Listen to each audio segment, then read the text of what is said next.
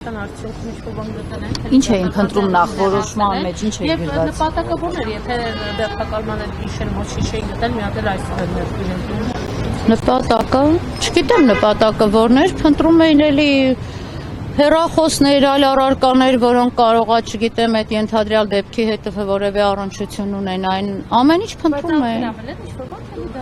Հեռախոս։ Կանեի։ Այո։ Այսինքն իրենք կարծում են, որ դա նախապես պլանավորված գործողություն է։ Իհարկե, իրենց մեղադրանքը հենց դրա մասին էլ խոսում է։ Որտեղ է պլանավորվել ըստ իրենց։ Չկա, իրենք չեմ կարող նախաքննական գաղտնիք բացահայտել, շատ կուզեի, որ հենց այդ որոշումները տայի,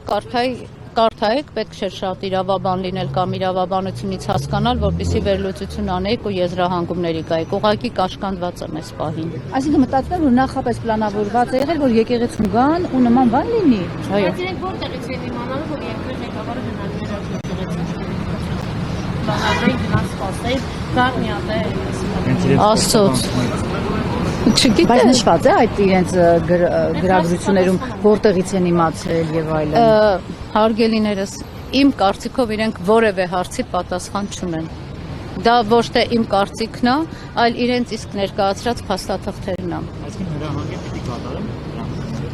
Հետևությունները թողնում եմ ձեզ։ Իսկ Դավիթին էստեղից երբ են տեղափոխելու։ Ես կարծում եմ հիմա արդեն կտեղափոխեն, սպասում եմ որ տեղափոխեն, ես հետևից գնամ։ Էլբակյան ձերբակալման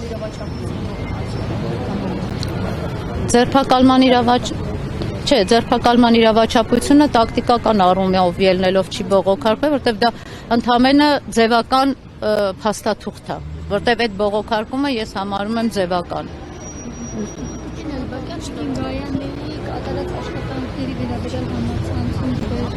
ախտարացույցի, որ կավուշում բավականին շատ աշխատանքների կատարել, դրա մասին չկասեք։ Դե արդեն ասվել է,